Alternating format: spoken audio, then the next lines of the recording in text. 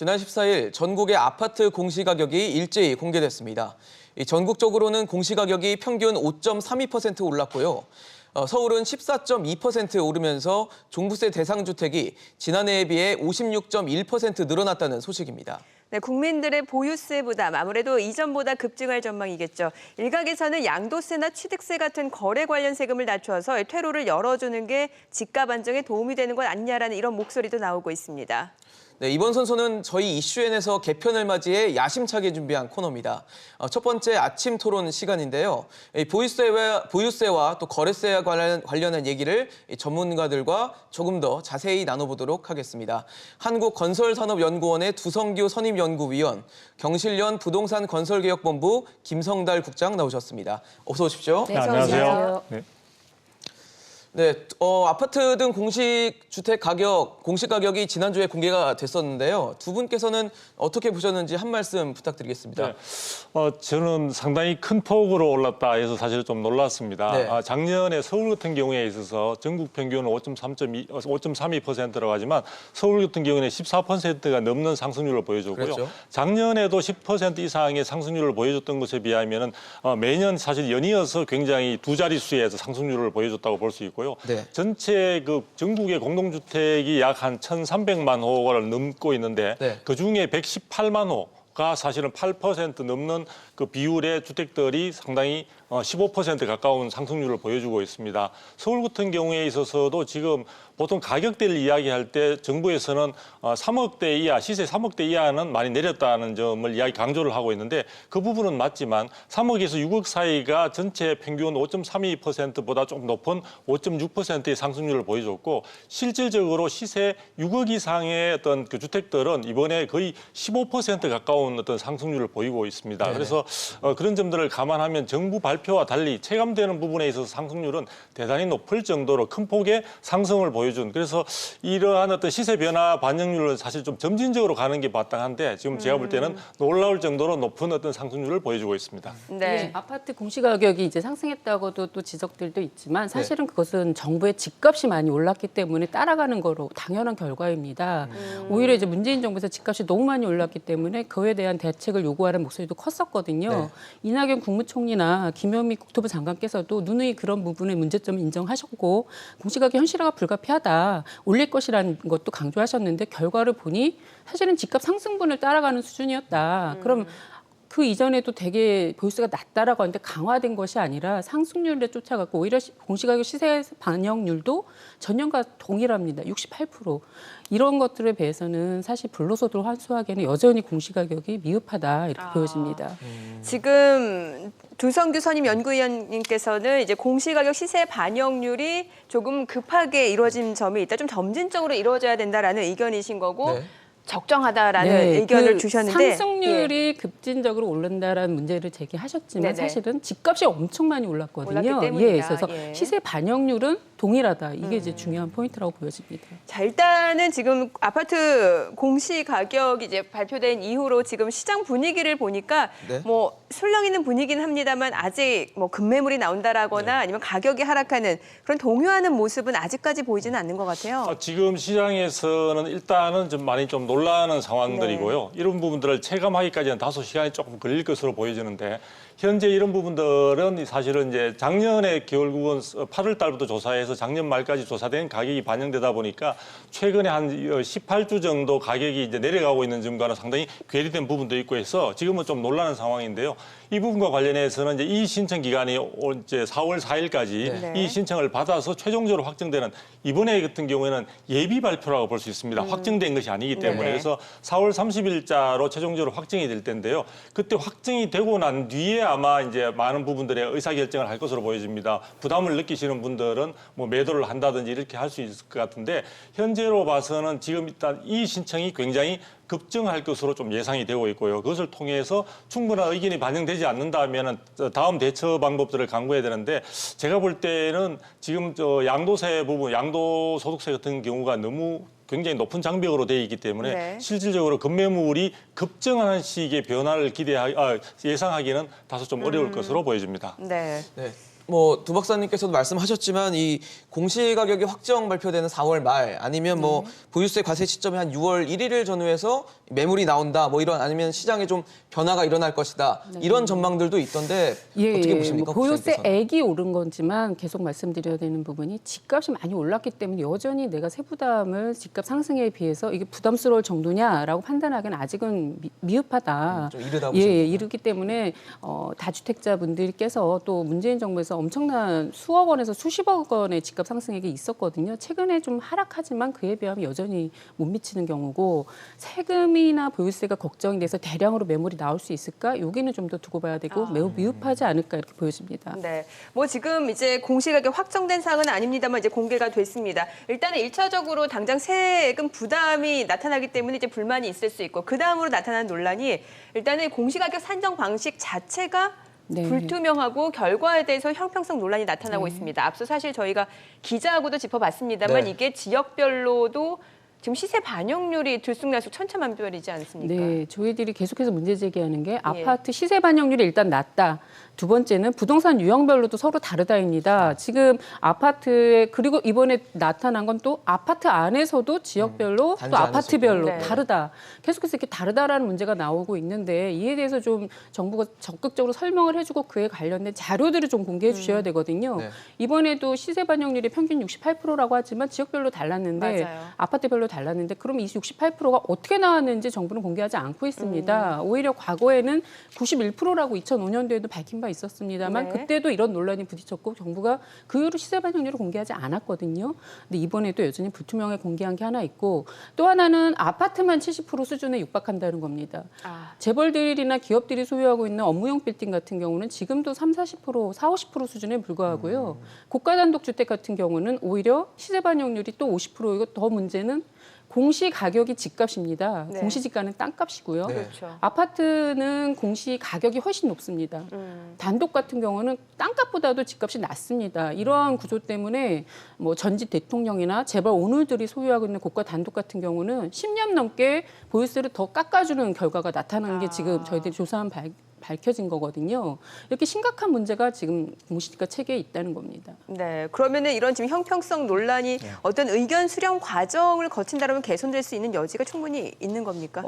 그리고 이번에 이제 공시 가격을 이제 예정 발표를 공개를 한 거기 때문에 이런 이제 이 신청을 거치게 되고 나중에 이제 중앙부동산 가격공시위원회라는 것을 거쳐가지고 최종적으로 확정이 되다 보니까 반영될 수 있는 여지는 있는 것으로 보여집니다. 작년 같은 경우도 그렇고 올해 지금 토지라든지 표준 단독주택 같은 경우에도 지금 그런 이 신청을 받아들여서 일부가 조정된 것으로 이제 밝혀지고 있는데 이번에 이제 중요한 것은 표준 단독주택이나 토지보다 이번에 공동주택의 경우가 1,300만 호에 해당될 정도로 사실은 가장 큰 비중을 차지하고 있고 이런 부분들이 전체적으로 부동산 시장에 미치는 영향이 크다 보니까 이번에 특정 아파트, 특정 지역을 중심으로 가격 올린 것에 대한 부담을 느껴서인지 정부가 전체적인 아까 말씀드린 현실과율 자체는 69% 정도 수준을 예전과 같이 유지를 하고 있습니다. 사실 그 부분에 상승을 시킬 수도 있었지만 정부가 전체적으로 강북이라든지 강남 지역의 경우에서도 기존 주택에 있어서 아파트의 경우에서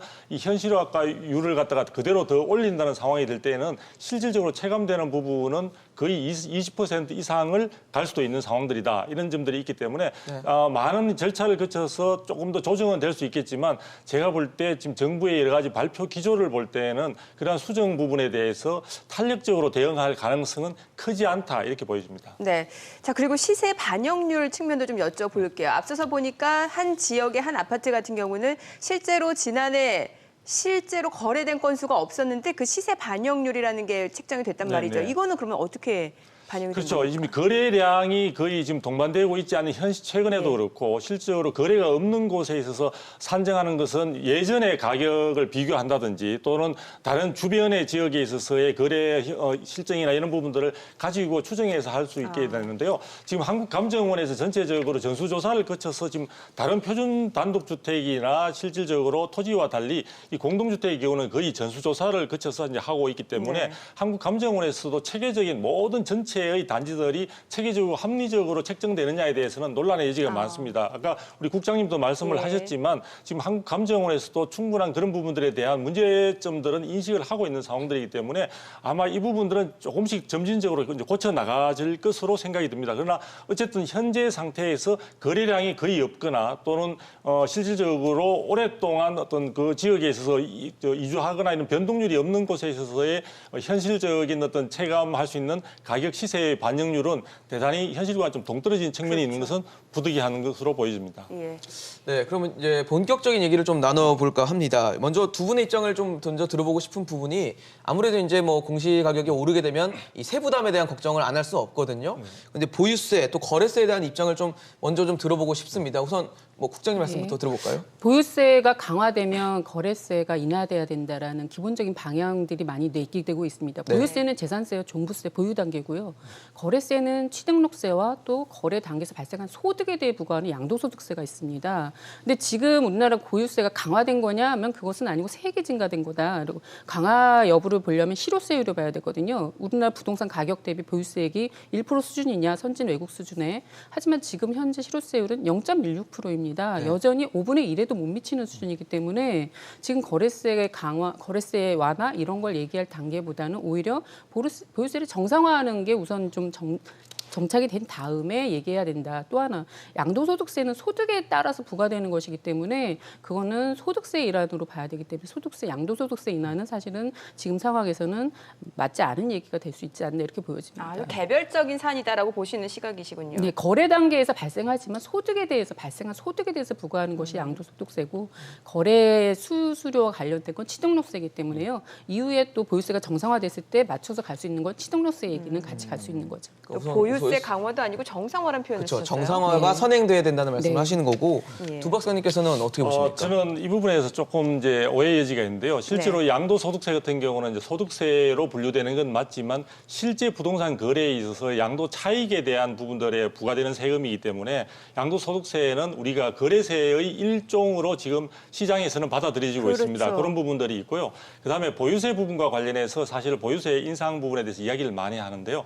보유세 부분은 우리가 특징적인 것이 뭐냐면 부동산의 잠재 가치의 반영입니다. 그러니까 양도소득세처럼 어떤 이익 자체가 현실화되었을 때 거기에 세금이 부과되는 것은 어느 정도 수용할 수 있는 여지가 있지만 폭을 떠나서 지금 보유세 같은 경우에는 가격의 변화가 말 그대로 시세의 변화일 뿐이지 실질적으로 그것은 어떤 특정 행위를 통해서 결과가 나타난 게 아니거든요. 네. 그냥 가만히 있는데 내 집이 가치가 올랐다고 이야기하면서 세금을 더 증가시키는 상황이 되니까 가만히 있는데 사실은 조세 부담 자체가 갑자기 증가하는 그런 양상이 있는 거죠. 그런 측면에서 볼 때 이 보유세 증가 자체는 양도세보다도 훨씬 실질적으로 주택을 투기적인 목적 없이 가만히 가지고 있는 사람들한테도 주는 충격파는 대단히 크다. 네. 이렇게 이제 볼 수 있기 때문에 그리고 전체적으로 부동산 시장의 안정을 위해서는 정부가 이야기하는 대로 많은 다주택자들의 보유 매물을 시중에 나오도록 하고 그것을 통해서 전체적인 수급 상황을 따라서 가격을 낮추려고 한다면은 양도세 거래세에 해당되는 양도세는 가격을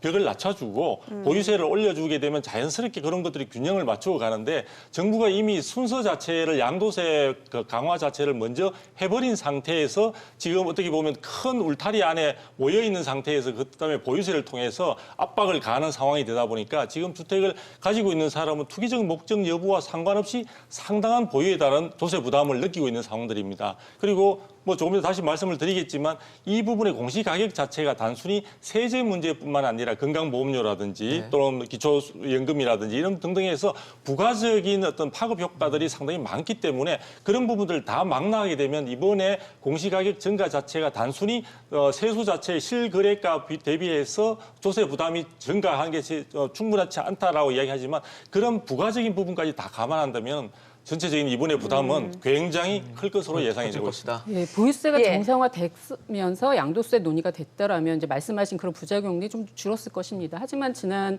2005년에 공시가격 제도가 도입된 이후에 우리나라 부동산의 어떤 불평등은 더 심화됐다라는 걸 국민 모두 분들께서 알고 계신 상황입니다. 이게 왜 원인이 어디서 발생했느냐를 따져봐야 되는데 그게 가지고 있는 자산 대비 내는 세금이 너무 낮았다입니다. 양도소득세는 최고세율 42%지만 보유세는 지금 현재 최고세율이 3.2% 2%입니다. 그것도 다주택자들에 대해서. 근데 사실 공시가격 제도가 도입되기 이전에는요. 종합토지세라는 개념의 보유세가 최고 세율이 5%였습니다.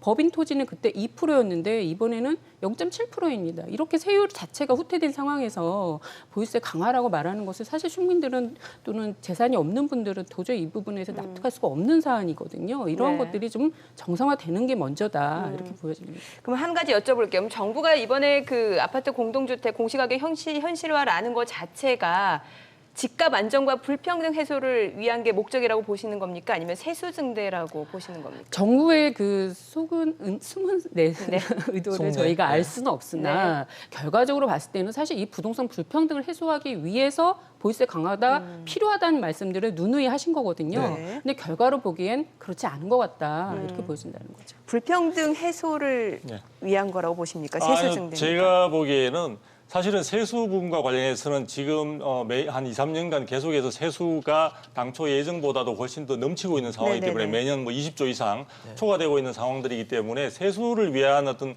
그런 목적은 아닌 것 같고요. 사실 어떻게 보면 부동산을 보유하고 있는 데 대한 징벌적 성격의 사실은 압박을 가하는 수단으로 작용을 하고 있는 것 같아요. 뭐 정부 의도가 그렇지 않다 하더라도 실제 현장에서 느끼는 많은 사람 주택 보유자들에게는 상당히 부담으로 작용을 그렇죠. 하는 것 예. 같은데요. 처음에는 저는 이 정부 문재인 정부가 출범하고 나서 다주택자에 대한 압박을 가하고 있다는 점에서 어느 정도 정책에 나름대로의 어떤 그 명분은 있다고 저 봤었는데 최근에 와서는 1주택자에 대한 어떤 부담도 지금 상당히 강화되고 있는 상황들이거든요. 그래서 예를 들어 이번에 같은 경우에 있어서도 공시가격이 증가하게 되면은 실질적으로 1주택자의 경우에 있어서도 여러 가지 다양한 부분에 있어서 특히 은퇴 세대라든지 추가적인 어떤 고정 수입이 없는 분들에 있어서 부담은 생각보다 상당히 클 수가 있습니다. 그래서 네네. 그런 점들을 감안한다면은 정부가 단순한 세수 증가보다는 일단 부동산에 대한 그리고 부동산을 보유하고 있는 데 대한 징벌적 성격으로 해서 압박을 가는 수단으로 작용하고 있는 것 같기 때문에 이 부분들이 조세 법률주의에 의해서 사실 법률 개정, 즉 세법 개정을 통한 방법보다는 우회하는 방법으로 하고 있다는 점에서 저는 국민들이 느끼는 어떤 부분에 있어서 예. 견제할 수 있는, 통제할 수 있는 장치가 없다는 점에서 저는 상당히 문제가 크다고 보고 있습니다. 저는 그 공시가격의 그 가격이라는 건 예. 어디를 봐나 공정해야 되고 객관적이어야 됩니다. 그렇죠. 정확해야 합니다. 네. 그래서 가격이라는 게 60여 가지의 그 적용 기준이기 때문에 그만큼 정확해야 되는데 그게 정확하지 않은 것에 대한 문제를 시정하는 것은 반드시 필요하다. 또 1주택자, 고가주택자 세부담이 있다 하지만 150%입니다. 전년 대비 150% 이상은 넘을 수 없습니다. 네네. 다주택자들은 300%까지 내시는 상황인데 사실 다주택자들은 과거에 임대소득이 발생한 거에 대한 세금도 제대로 내지 않았고 보유세까지 낮았기 때문에 그것들을 바로잡는 과정은 반드시 필요하다 이렇게 보여지는 거죠. 앞서서 우리나라 보유세가 다른 해외 선진국들과 비교했을 땐 굉장히 낮은 수준, 실효세율도 말씀을 주셨고요. 거래세는 어떻습니까? 사실 거래세는 굉장히 높은 수준 거래세가 아닙니까, 높다라고 우리나라가? 할 수 있습니다만 보유세하고 거래세하고 지금 상황에서 같이 얘기할 상황이냐 이 정말 개별 얘기거든요. 사항이다. 이론적으로는 그 부분이 지적하시는 부분에 동의할 수 있지만 지금 이 시기가 그런 시기냐 지금 오히려 과거 정부에서 보유세 강화하겠다고 도입된 조치조차도 들여다보니 더 후퇴된 것이 나타났다면 이걸 좀 재개도 올려놓고 그다음에 이 거래세 얘기도 할 수 있는 거 아니냐 이렇게 보시는 근데 거죠. 보유세 예. 부분에 있어서 항상 처음부터 얘기가 많이 되고 있지만 실제 우리나라의 보유세 부담률 자체가 전체 그 OECD 회원국들 대비해서 그렇게 낮은 편이 아닙니다. 지금 문재인 대통령은 후보 시절에 사실은 이 부분을 1%의 수준까지 올리겠다고 이야기를 예. 많이 하고 있는데 강조를 하셨지만 실질적으로 우리가 0.8%, 0.9%에 해당되기 때문에 아니 0.16%입니다. 그게 재정세제 개혁 네. 특위에서 밝힌 보유세 실효세율은 0.16%입니다. 그러니까 그게 각국의 어떤 세제 상황들이나 또 여러 가지 어떤 부담되는 방식이나 이런 것에 따라 차이가 많이 있기 때문에 그런 부분들을 제가 볼 때는 굉장히 낮은 것처럼 얘기하고 우리가 사실 아까 거래세라고 이야기에 속할 수 있는 그 양도소득세 부분에 있어서 부과되는 그 비율이나 이런 부분들은 지금 이제 3주택자 같은 경우 최고 실질적으로 62%까지 부과가 되고 있으니까 차익에 대해서 네. 그런 부분들은 외국과 비교를 할 수 없을 정도로 사실 큰 예. 부담으로 작용을 하고 있기 때문에 그 조세 부분과 관련해서 지금 이 정부 내에서도 개혁의 필요성, 그 전체적으로 이 조세 자체가 제가 조금 전에 말씀드린 징벌적 성격이 있다 보니까 균형이라는 부분에서 굉장히 많이 벗어나 있는 것 같아요. 그래서 전체적인 부분에 있어서 어떤 부분은 목적의 어떤 정당성을 감안하더라도 지나친 부분들이 있고 어떤 부분들은 다소 우리가 많이 조세 부담률이 낮은 부분도 있다는 걸 인정할 수 있습니다. 그래서 그런 부분들에 대한 체계적이고 장기적인 안목에 있어서 균형이 필요합니다. 예. 박사님 잠시만요. 예. 네, 박사님 그 봤을 때 그 양도세 인하라는 걸 봤을 때 네. 그게 뭐 일각의 시각에서는 다주택자들이 뭐 네. 퇴로를 마련해 주는 거다 이런 시선들도 있거든요. 네네. 실제로 그 제가 부분에는 볼 때 어떻게 보십니까? 양도세 부분에 이제 여러 가지 정부가 목적으로 해서 투기적인 수요들을 갖다가 압박을 가하기 위해서 처음에 이제 만들기 4월달 작년 4월이죠. 네네. 그래서 작년 4월부터 시행이 되고 있는데 그 부분과 관련해서 지금 사실은 여러 가지 주택 가격도 지금 떨어지고 있지 않습니까? 18주 연속 지금 하락하고 있는 이런 분위기 속에서 네. 실제로 양도세를 보유세를 강화하고 있는 그런 흐름을 감안한다면 양도세를 낮춰질 때 시장에 저는 매물이 충분히 나올 수 있을 거라고 예상을 합니다. 현재 상태는 어떠냐면은 전체적으로 양도세 부담이 크다 보니까 매물도 나오지 못하고 있는 상황이고 또 임대사업자 등록 등을 통해서 이미 매물 잠김 현상들도 이미 많이 나와 있는 상황들이 이런 상황에서 사실은 보유세만 높이는 것은 사람들에게 조세 부담에 대한 압박 통증만 느낄 뿐이지 그 부분들을 통해서 정부가 원하는 방향으로 스스로 어떤 매물을 내놓는다든지 자연스러운 흐름을 이끌어내기는 다소 부담이 있는 거죠. 그래서 현재 같은 경우는 만일에 양도소득세를 감안하고라도 내놓는다는 자체가 실제로 내놓았을 때 상당 부분의 재산 손실을 느낄 수 있는 상황이 되는 거고요. 그런 네. 부분들은 지금 최근에 국토부 장관 후보자분도 사실 주택이 안 팔릴 정도로 지금 그 경우에는 주택 자체도 사실은 낮게 넣더라도 잘 안 팔리고 있는 상황 정도로 네. 거래량이 줄어들고 있거든요. 그런 점을 다 고려한다면은 지금 정부가 제가 볼 때 합리적인 선택은 이렇게 공시가격을 올려서 어느 정도 압박을 가할 때는 충분히 나갈 수 있는 퇴로를 열어줄 때 전체적으로 그 자체가 공급 물량이 많아지는 시장 상황에서 전체적인 가격 하락까지도 정부가 원하는 그런 정책 목표 달성에도 훨씬 수월하지 않을까라는 생각을 해보게 됩니다. 앞서 하실 말씀 다주택자들이 이제 뭐 그거는 매물로 내놓게 하는 과정들은 여러 가지가 있습니다만 네. 일단은 가지고 있으면 내가 더 손해 볼 거라는 이미지가 가야 됩니다. 그런 판단이 드셔야 되거든요. 그걸 보유하는 것보다 파는 게 양도소득세 내더라도 파는 게 낫다라는 거 보면 그거는 지금의 보유세의 낮은 보유세율로는 보유하면서 가지고 있을 때 부담이 전혀 없는 겁니다. 이 다주택자들 집값 상승액에 봤을 때. 그래서 양도소득세 완화하더라도 보유하고 있으면 이후에 또 집값 상승이 이루어질 경우에 가지고 있는 경우가 낫다는 판단을 한다면 그렇게 물량이 나올 것이냐 이렇게 유도하는 게 아니라 사실은 내가 보유하고 있으니 내가 상승액 대비 내가 부담해야 될 액이 너무 커진다. 네. 이거 가지고 있으면 손해구나. 이런 시그널이 가는 것이 오히려 공급 확대에도 영향을 줄 것이다 이렇게 예, 보입니다. 알겠습니다. 이 공시가격 현실화와 관련해서 정말 논란이 뜨거운 것 같습니다. 오늘 김성달 국장, 두성규 박사였습니다. 오늘 말씀 잘 들었습니다. 예, 감사합니다. 감사합니다.